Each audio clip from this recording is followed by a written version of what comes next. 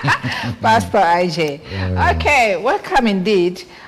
Today is a very important one, and that's why we'll have a very important guest in the house. We're going to look at Anambra at 32, as you very much know, that we just clocked 32. Was it on the 27th?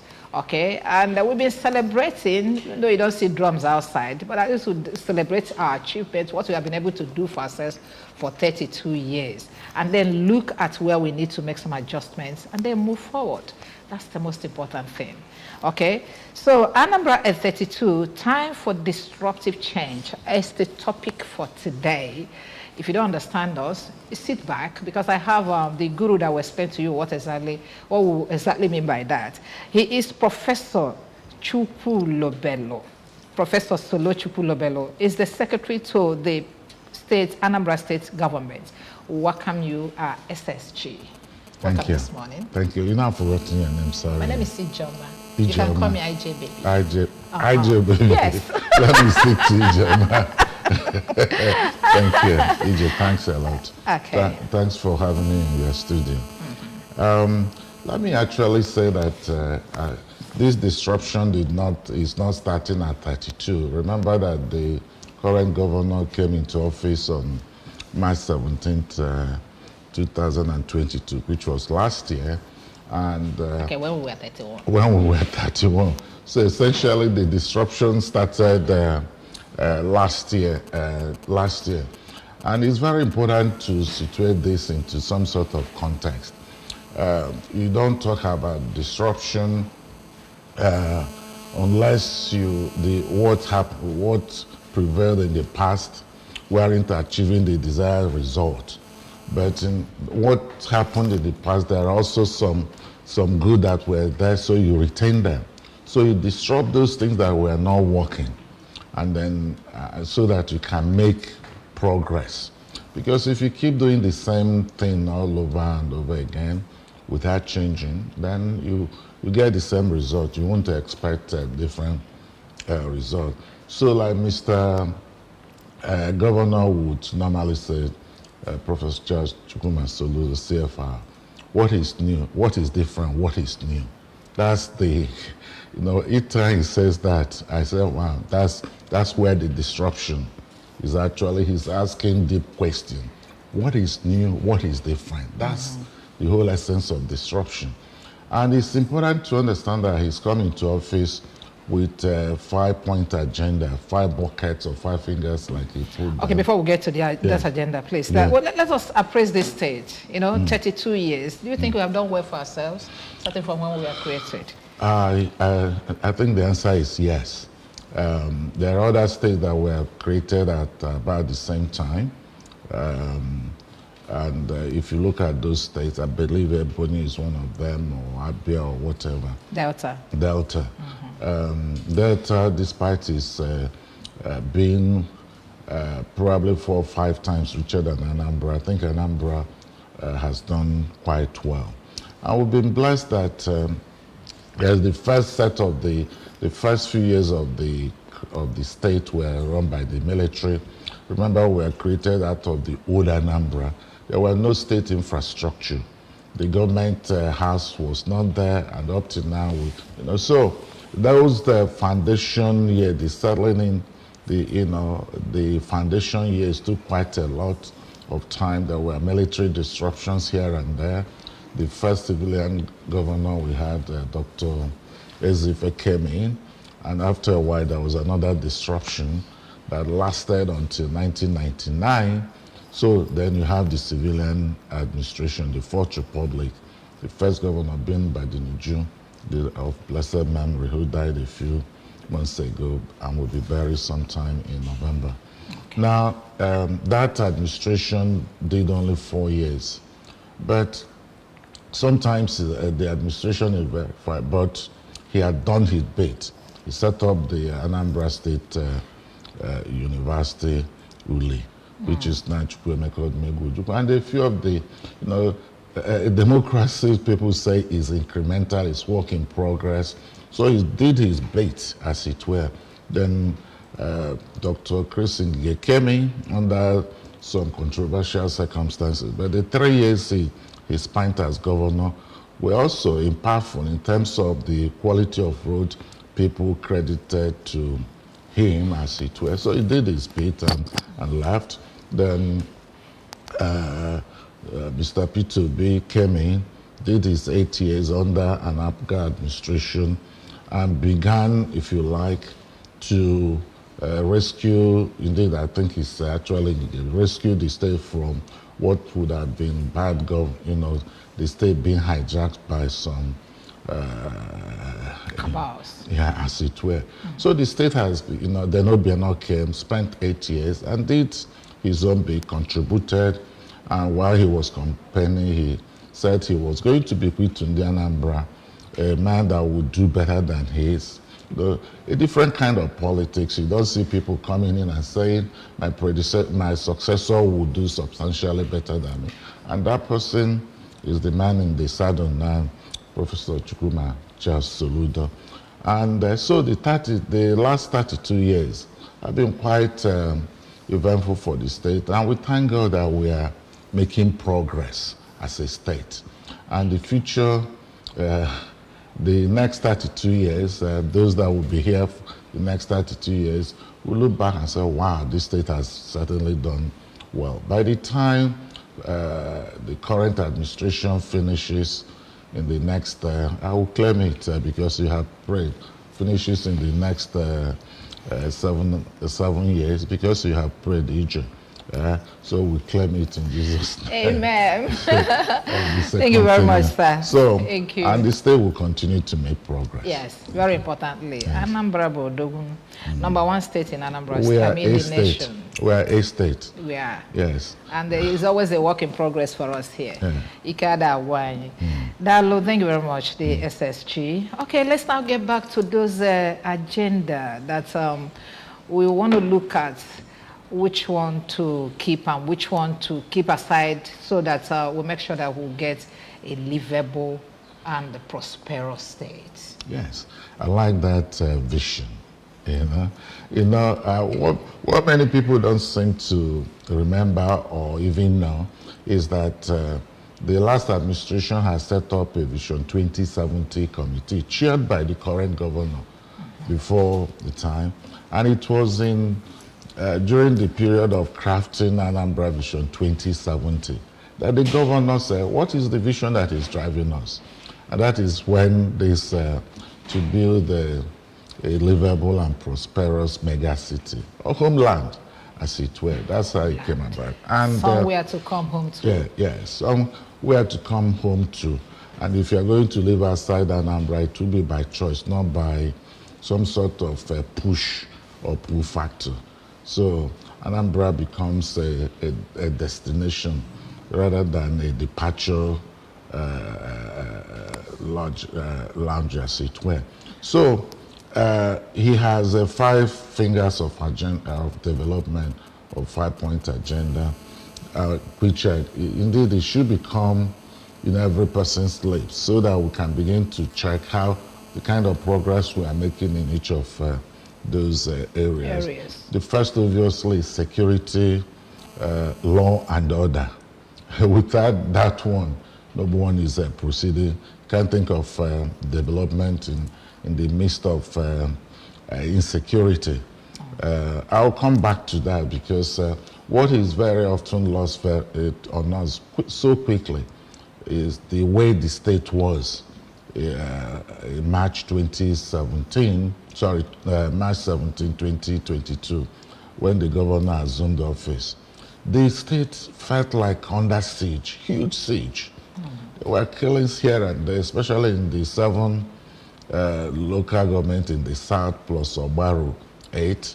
It was, our people had almost gone back again to this idea of having a banku or a outside of Anambra. And some people were even beginning to feel afraid, coming home to bury their. That was the state, actually. That was the state. The kind of siege we were in March because the state had been, gradually overrun by the so-called agitators who were pure criminals masquerading as liberators. I don't see how you can come to liberate your people and then you put them under intolerable killing them, killing and murder and the rest of them. So, and it is there for every person to see. The state is much, much safer. Somebody asked me yesterday, actually, took me up, those that had come in for Annie Okonkwo's burial. And he said, is the state really safe? I said, let me ask you, let me put the question to you. If it was March, or if it was August last year, would we be here? He looked at me, said, I guess I see the point you're making. So the state is safer. Now, he pushed me again on a scale of 1 to 10, 10 being the highest threat of insecurity. Where would I put Anambra today? I said, and I told him very honestly, I'll put it at this level of insecurity is about 10%. Because you see what happens, and every person suffers this, what is sometimes called post-traumatic disorder. Because the state had gone through that 1-2 years of heavy insecurity, even when it is gone, even when it is you still feel it. You still feel it. People are afraid to step out and the rest of that. I remember in the past, 2 a.m. people would still be trading, but it took time gradually to begin to see the the night economic life coming back and now staying up to 1 o'clock, 2 a.m. in the morning. So it takes time. We can understand it. So I told my friend last night, look, you can't decide to stay away. By the time Anata, the early birds are catching the fattest worm. Better come home and see what you can do. The level of insecurity in Nigeria, to be very honest, I'll put it at 10-15%. There will still be skirmishes of all this. And let's not be deceived. Once you hear one incident, you blow it up, and the rest of it. There is every day, even in America, Europe, and the rest of them. But the point is that whatever thing that happens in Anambra is solved. They know that all these bad elements, they can't get away with it. They eventually tracked down and apprehended and dealt with according to the law, as it were. So, and that's security then, law and order. Without order too, so we're putting order in the state, trying to, there are state touts in some places, but that is being dealt with. The judiciary is being upgraded. He's put a solar light in about 30 of our high courts too, so as to make the dispensation of justice a lot faster and the rest of them. So there are reforms in those areas, okay? And part of the disruption in security is the way he has, if you like, reconfigured, if you like, the vigilante and the rest of them. These are disruptions.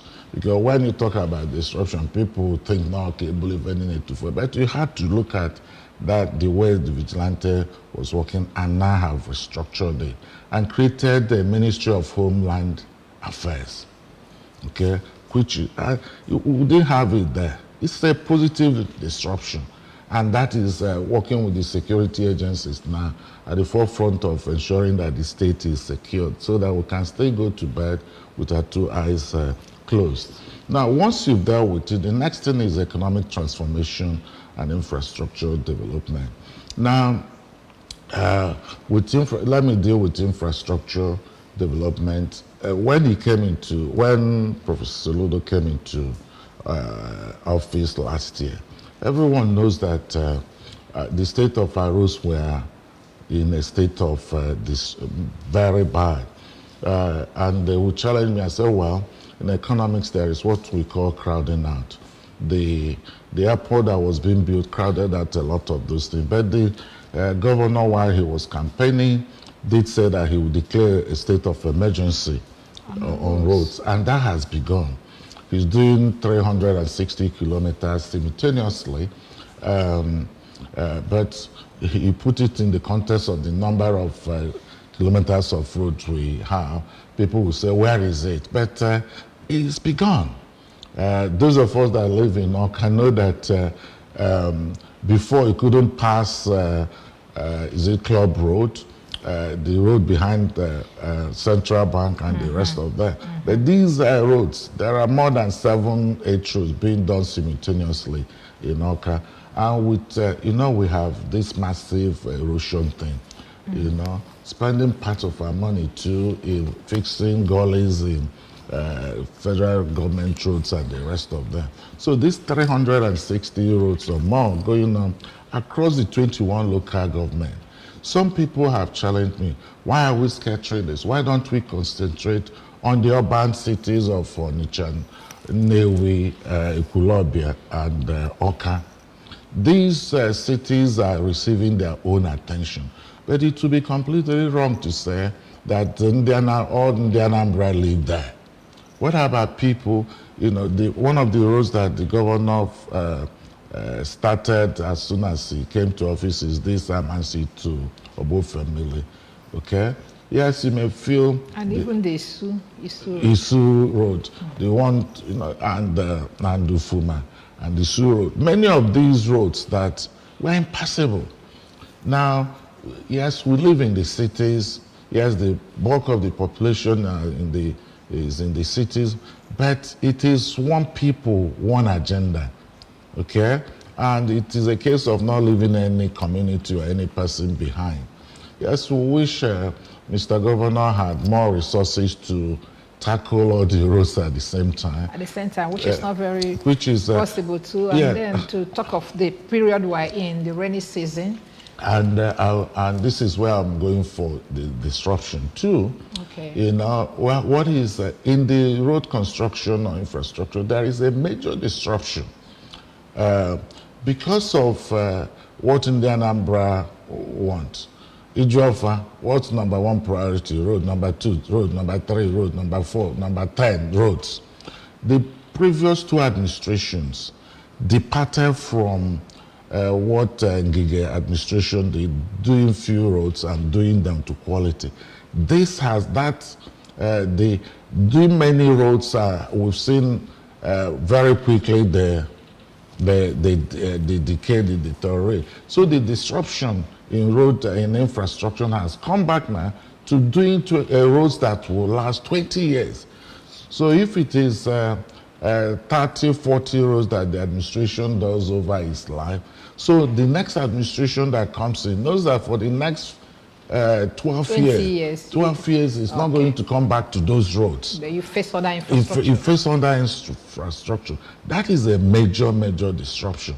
I'm happy that some of our citizens, including a bishop, that is now doing what I may call third-party monitoring of the construction of the roads or citizen monitoring. And encourage any Anambra, where projects are going, please help to monitor them so that if you think the contractors are not doing what they, report it.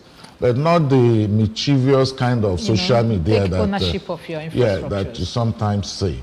So that's so the economic, it calls economic transformation and infrastructure. The economic transformation is there, going on. The level of economic activities are coming back with improved security and the rest of that. But there is a part that many people don't see here because they are the foundational stage, or indeed we're accelerating it now. There is the export emporium that is coming back, that linking the state, building the export emporium around the Ukuru, with mega shopping mall. The feasibility study of that is ongoing. Yeah, what exactly is going on there? I wanted to ask you. What is going on there is that the field of commerce has changed. You have warehousing and the rest of it. So we've acquired more than 5,000 hectares of land there. A major industrial consulting firm is now doing the feasibility study to see, because if you notice, our markets are moving from Onitsha on that express route, coming like that, but in rather chaotic manner, a state government has to put some order there. So an export emporium is almost like, it's also warehousing, aggregation, because, and that is supported by an industrial strategy of import substitution, getting our people from importation to manufacturing to exportation. Okay? These are things that the foundations are being laid now. Okay? I'll say to you, watch this space. The next 2 years, the next 2.5 years, what will you just say, boom. People, because I know for the people, you know. In 20 years time, or project that you just start and then deliver overnight. No, there's something we say that you just want to start this and then snatch all the money and abandon it. And it's not, it is private sector facilitated, driven. Okay, there is an an investment summit happening in the state next week, on the 7th of September, Thursday next week, and almost the entire country and world will descend on the state and international conventions. And some of these deals will be signed on that day. There is the Oboji Pharmaceutical Industrial Hub. There is the Leisure Hub that is developing, the Fun City. These are all new economies, okay? That will transform the state. That will transform the state from a largely informal, unorganized commercial, to a major industrial, commercial, leisure hub. That is the vision. So that economic transformation, it will come, it will lay the foundation, start it, and hopefully by the time he done his 8 years, he's taking off in a major way, and the private sector and the new government that comes continue to drive the state in that direction. That is our future.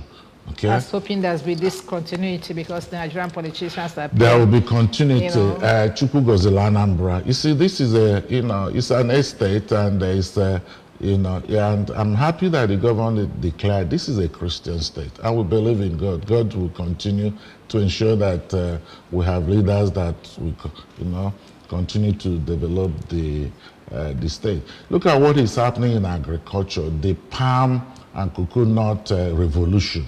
Give it another 3.5 years or less, because the new species take about 3 to 3.5 years to start fruiting. And this revolution started last year. Okay, it's already distributed 1.1 million naira seedlings to households. The idea, the intention. Can you give me 1 minute? Let's see if somebody has joined us. Yeah, hello, good morning. Is that ABS? Yes, please. ABS TV. Is that current newspaper review? No, this is television. Okay, I'll read it now. Thank you very much. All right, sir. Bye. Okay. Bye. So those disruptions are going. Sometimes the governor will say that our future actually lies in our past. And very clearly, in terms of agriculture, we're going back to the opera revolution in palm and the rest of them. So, like I said, it's already distributed 1.1 million seedlings to about 500,000 households in the 326 wards in the state. Okay. And that will happen again next year. That's the palm and the coconut. Yes. Okay. Next year, more will be done, and the rest of them. And before you know it, will turn Anambra State to a plantation. And that is what you go to villages. Some of the palms you see now, coconut, these were things that started in the 60s. But they will die. Has lasted over 100 years. Exactly, but they will not be there forever if you don't begin a consciously. They don't even bear fruits as usual. Some will say that exactly. So there's need for replacement. Because yes. So and that's the so you begin to replace them. Okay, these are cash crops, like you rightly identify, that can feed a family for 50, 100 years. So that the people who started it will be underground, will be dead and buried, and still be feeding their families from the grave. You know, own about 10 to 12, 15 palm and coconut oil, you become a millionaire. A very serious one. So, and that's a revolution, and I'm happy that some states are even asking Mr. Governor, how did you do it? How did you do it, and the rest of it. So we leave the that second finger. The third finger is, if you like, human capital and social agenda. That is huge, because the governor will always say that our youth are present and our future. They are today and tomorrow, as it were.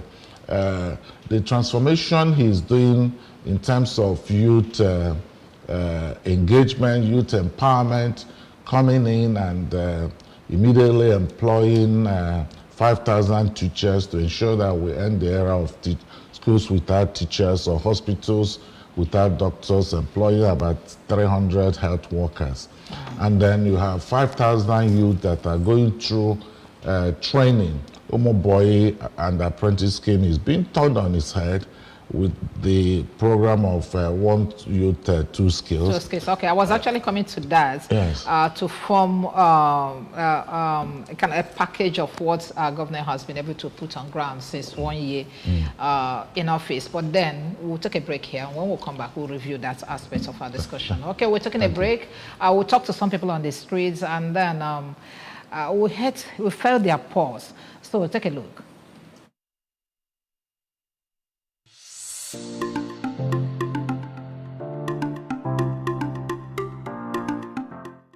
Anambra is a very wonderful place. The state is working. We have very good government. Our governor, successive governments, governors that we've had, right from the time of P2B down to Obiano, down to Soludo, they are working very, very well. Anambra is very safe. It's a very good place for people to come and invest, for people to live. So far, so good. So far, so bad. School fees should be free. Education should be free.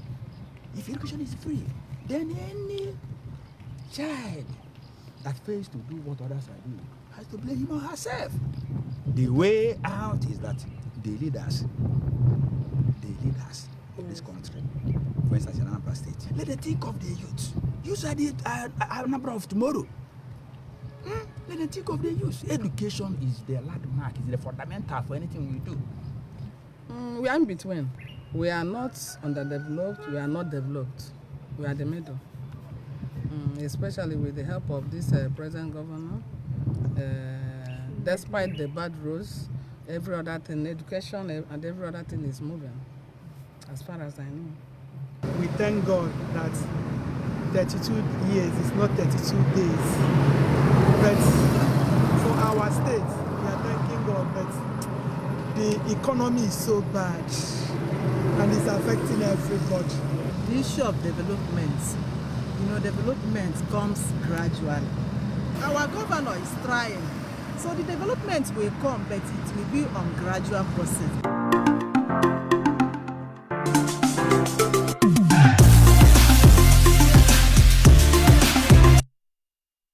Okay, good to have you back. It is still Good Morning, Anambra. A fresh edition, fresh package for the new month of September. And we are looking at Anambra at 32. Time for disruptive change. I still have in the house Professor Solochukwu Lobelo. He is the secretary to Anambra State Government. I still welcome you here, Prof. Okay, thank you. Yes, before we left, we have been able to look at the mantra through which our government is working, that is the campaign with and is working with. Okay, maybe we still have one left, but after that, the next stage is for us to look at what he has been able to put on ground within the period that he has been around since 2022 till date. Okay, and the where next he is going from there. Yes. Okay. Okay. You want me to continue? Yeah, go ahead. Okay. So I was actually on the third bucket, which is the human capital and social agenda, which encompasses the youth development, education, health, and the rest of them. All of those areas that develop the human capital. You know, in education, the idea is that we should have people, we train people that are exportable, productive at home and exportable abroad, and end the era of schools without teachers. 5,000 teachers were employed within the first 7 months of his administration. 300 doctors and more are being will be employed, as it were. So that, and he's also fixing 3 general hospitals. Major one, you need to go to Umueri, Enugu, and Kulobia. These were things that were started by previous administrations made so much about them, but never really got in.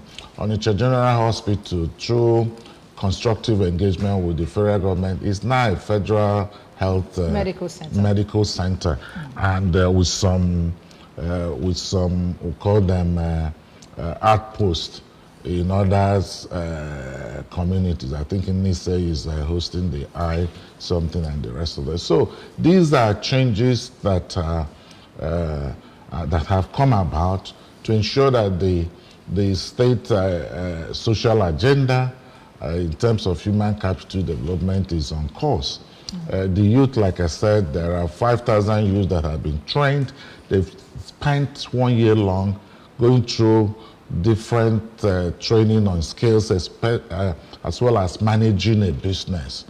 The next phase now, which will start soon, when I say soon, very soon, they will be given a mixture of grant and soft loan through ASBA, Anambra small business, ASBA, okay, and that is already been packaged. Really? Okay, yes. Good So it thinks of creating 1,000 youth millionaires a year, and these are some of the things, including the coconut transformation and the rest of them. These are all the agenda that is. The state is the confidence level. Does that one come into the boy? Yes. Okay.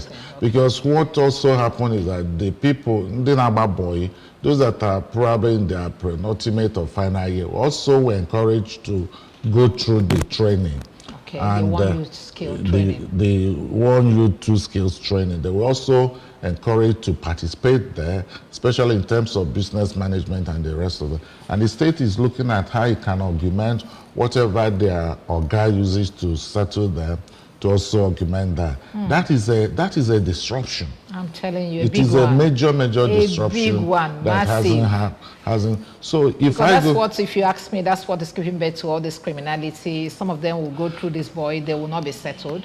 Those that were settled menially, and then he comes and the money fizzles away because he doesn't have the requisite training on how to manage finances, and then he gets into the crime. You are putting your finger on that. Well, so we studied, and we partner with Tunisia because they had done a comprehensive study on Omoboy, and I think this Nwaboy apprentice scheme. So we partnered with the lessons, some of the lessons of findings they drew from their study also informed the government program. Then you go to the next one, which is, if you like, governance and value system. Transforming the public service, ensuring that there is prudence in the management of mega state resources, ensuring that due process in terms of procurement is adhered to. I'd say to people sometimes that government can become easily captured if governance, if the institutions of government are not very strong, as it were. So paying attention to governance, if you like, structures, rule of laws, procurement processes, prudence, transparency. These are reforming the civil service so that they can also be part and parcel of the government development program, because they drive it too. And a huge reform have taken place in the civil service and the rest of them. The secretariat now is going to win a new form by way of ensuring that there is 24-hour light there, using solar and the rest of them. Number of civil servants have gone on ICT skill training. Computers have been bought and distributed and I trained. heard about that one too. Yeah, so these are part and parcel of what is. But you also keep hammering on our value system. Egombute leads you to nowhere. And that is why he's rolling out a number of these programs and the rest of them. The churches have a lot of role to play here by way of bringing our people back to our core value system. You ask questions and the rest of that. So by the time the Anambra are known for hard work, and once they are not shy to show it, but they're also known for carrying their community, their relations, their siblings along. So those value systems we seem to have forgotten. He's asking everyone, the churches, parents, and the rest of them. And those were the systems that kept us. Yes. And then we want to hand it over to our children. Yes. And you know, the Anambra love their state. Okay, and that is why these things that make us a people, by way of a set of our core value system, need to be taken on board. And then the last one, environment, because it is existential threat, as it were, where he has begun a massive period of urban regeneration, desilting roads, ensuring that floodplains are opened up, built up, and the rest of them, encouraging people to plant trees. When you build house, don't concrete everything and the rest of them. Because environment is a huge challenge in Anambra. We're the second smallest state in the country by way of land mass, but we may even slip into the smallest because erosion and flooding are wreaking havoc on our lands, while Lagos which is said to be the smallest, is reclaiming the Atlantic Ocean and the rest of them. So the environment is a major part of his agenda. And every person has seen how he's not shy. That's part of the huge disruption. He's not shy to pull down any building that is blocking the flood channel. He's desilted on the Sakamora and opened it back to River Niger, Wangene, even in Oka here and the rest of them. So those are the 5 buckets. And you were asking me to look at what is done in those 5 areas. But as I was speaking, I was also making, you know. I know. Yeah, where I want to actually say something. You see, since the removal of the subsidy, fuel subsidy, exchange rate deterioration, and the rest of that, there have been massive hardship on our people. Before we get to that, it's going to form our last question for today. Before we get to that, let's look at how to attract our people back home. Tell me about that conference is coming next week, Thursday. Is it in line with Think Home philosophy, yes. Call home and invest, attract investment to your state? Yes. In the last few months, the governor had gone to Lagos and engaged people, giving them what amounts to his first day scorecard. He had done the 1-year anniversary here, but he's taking that, he's gone to Lagos, engage with our people, okay? And encouraging them, come home, the state is safe. And that was a huge success. And then we went to Abuja, it was even much bigger.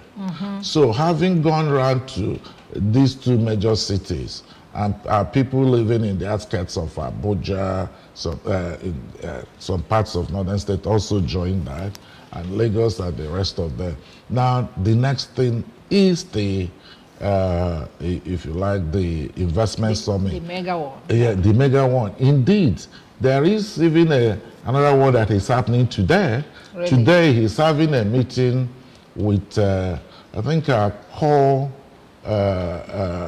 business industries and business people in the convention center, about 100 of them, who can begin to think very seriously about moving from importation to manufacturing and exportation. So he's having that roundtable meeting with them today to see how the state would encourage, can support them to begin to think into those people. You go and buy their things, bring them home here. You can imagine where 10, 20 of these people now bring their partners overseas and set up industries here.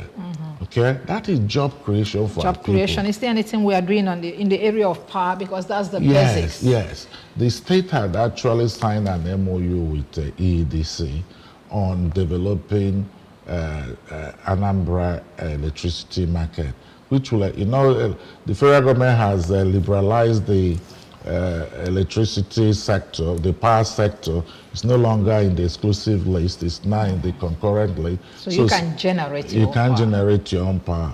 But the way the market was privatized, the distribution companies, if you stay, you need them, as it were. So we entered into an MOU agreement with EEDC, I think back in May or was it June? So that is there, and some people are also building independent power plants and the rest of them using gas. Ibeto is, because Anambra arguably has the largest gas reserve in the country, but they need to be, it needs to be exploited. So the investment summit is, it's not just in the Anambra, our development partners, DFIs are coming, development finance institutions, the president of African Import-Export Bank, Afrexim, is also coming, and the Chinese are coming, the Lebanese are coming. The state will be, it's a big one. It is going to be quite big. Some deals will be signed, concrete deals will be signed. I understand about 9 or 10. When I don't ask me, because I won't disclose to you, because that will spoil the surprise. I'm scared. Kind of I won't ask you. So those are the things that the government is doing to ensure, and it will be, is the private sector that creates sustainable jobs and the rest of that. It's the private sector that drives the economy in most developed nations. But here everybody is government. How many people can you employ in the private sector, in the public service, as it were? Even things like cleaning the streets, making Anambra clean, green, and sustainable, a lot of that will be driven by the private sector, with the state providing the, if you like, the enabling environment, the policy framework which in which people can operate. Okay, the people evacuating our waste are not government people; they are private sector contractors. Okay, and the rest of them. So, but people need to pay their taxes, by the way. People need to pay their levies. Very important. Very, extremely important. We are running out of time. Here. Well, people always mock. He promised to give us Taiwan and Dubai, Taiwan. It's coming gradually. Clean going this place. Clean going this. But pay your. He always said, give me your money and I'll show you what I've done with it. Very important. Okay? Very important. And he would not waste your money, because he says... He's a good manager. He's not just a very good manager, a very, very good one at that. Because Mr. Governor says he will apply 2 criteria in spending any state money. 1, if he had earned this money out of his own sweat, is this the way he's going to spend this money? And if the answer is no, he will not embark on that. 2, we collect money from Ndikeke, Ndika, and the rest of them. Is this the way to spend money contributed by these poor and struggling people? If that answer is not that if the answer to these questions are not satisfactory, he will not embark on that. And by the way, I will tell you, part of the disruption I have witnessed is in the budget process. We normally talk about capital expenditure and recurrent expenditure, and every person wants the capital expenditure to be higher than the recurrent. For him, it doesn't stop there. What are you buying with? If our capital expenditure, for example, is 100 billion, the question is, what are you buying with this 100 billion from the Anambra? It's very easy to spend 20 million of that buying, like he puts it, paying it, spending it on ourselves, renovating our offices, buying vehicles, and the rest of them. How does it affect the life of the How does it affect Anambra the life citizen? of the people? So now it thinks in terms of this money, how many kilometers of road I got, how many schools can get fixed, how many everybody would benefit from. And that is the way it is listed. Abrozi, you give MDA budget ceiling. You give Office of SAG budget ceiling of 1.5. Okay, we may need to keep this. When next you come, we'll face that. But before you go quickly, because we don't have time again, the palliative. The palliative, very when is important. it coming? Oh, it started today. It started really? today. Beautiful. It started today. He said from 1st of September, all pensioners and civil servant, public servant will get additional 12,000 naira a month. Is cash. It paid inside? Okay, cash. Cash. Oh. Sorry, when I say cash, it will be added to their salary. To their salary, to their monthly salary. How long is it going to run for life? No. So you want the hardship to continue for life? No, at some point the hardship got now. At least only what a clean government of my I put to Zenya, for the rest of his life. So that it will last for the rest of the year, and I'm sure for the next 4 months. And then we'll see what the federal government is doing and the rest of them. But very importantly too, he's announced a reduction of 20% reduction in taxes paid by very poor people. Indeed, some have been taken out completely. Okay, this is part of the palliative. This is part of the palliative. The Okada, all the levies they pay and the rest of them have been, for the hawkers, gone. But for some, I think IRS is going to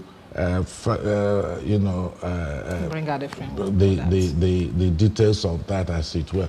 But 20% reduction on what people pay a week or a month is a major money back into their pockets, as it were. But look at this too. Every woman delivering in any Anambra primary health center is free, including the antenatal care and the rest of that. Is it part of the palliative? It's part of the palliative. Okay. And it starts immediately. It starts immediately. Primary school fees to JS3, school fees abolished, not there. And then he's also reviewing about the levies. That's where the problem lies. That's where the problem lies. And the Commissioner for Education has been asked with PPSSA and ASUBEB to clearly detail what is this. Fine, because some of them then make sense. I know. So the Commission is going to come here and then tell us how so all of that. So, and then obviously a number of these are the immediate. Any other thing apart from the money? Is food accompanying it? Yes, we are going to distribute rice to the 326 wards. Some of that I need to take the details of when. We already have some of them that we will start, and he intends to buy more, as it were. So indeed, a governor, after reading it, and I was chatting with, he said, "Your governor sounded presidential." That is the way to do it. But that is it. We're already done. We're very happy that if all the states will copy this, then we are out of this problem. Yes. But I'm sure a lot of states are looking into that. EJ, I look forward to be coming on your program on a more regular basis. Okay, let's make it monthly. Yeah, because there are some negative vibes that you keep hearing. What is he doing and the rest of them? And I was actually going to say that. Yeah, when There's I a hear lot of things that is going on within the government sector that is not, yes, heard. you see, that's why we're having that backlash from people. So how does the state feel? Okay, I know that this road challenge, is millions of say now. The men, a bit of also, yeah, and I keep pleading with our people. Okay. You see, politics can be very, the way politics is paid, you become a perpetual opposition. Even they can't even acknowledge it, you dismiss it, If there is a small, yes, somebody loses his life, you blow it, insecurity, why do we run down our state when every person, both in government as is making hard effort, I plead with that. Imagine how you run your own family when you plead have that some with stubborn children that. and a whole lot of things. Exactly. How difficult to find it than running a whole state and then really see up what they can do Anambra. I plead with the diasporans, let them try and see so many good things that the state is doing, and I can tell you the state is not unsafe as it was before. Okay. It is the people, those that stay back, they actually be on time. They will miss the boat, because of mine came from America to this annual concourse burial. Okay. And they will say, is this say, no do never for now.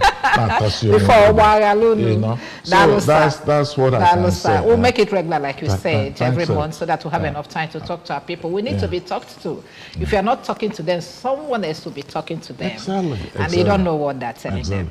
Thanks for inviting me. Yes, thank you very much. Thank you. Professor Solochukwu Lobelo, the SSG to Anambra State Government, would like to thank you very much for coming, sir. Thank you. Thank you. It's been a delightful moment. Anytime you come, you open our eyes to a lot of things. Thank you. Thank you. Okay, thank you very much. Those of you that joined us today, thank you. Thank you, the camera guys. Thank you, the ops director. Thank you, Ife, the producer, Chinyere, and a whole lot of people in the house. Thank you. It's the first day of the month, like I said. Go out, be strong, feel safe. Nothing is going out. And we are going to, turn everything that you feel is negative about this state, and we'll find ourselves in a very beautiful, livable homeland. Thank you. My name is Sid Joma, and by God's special grace, we'll be back on Monday. Bye for now.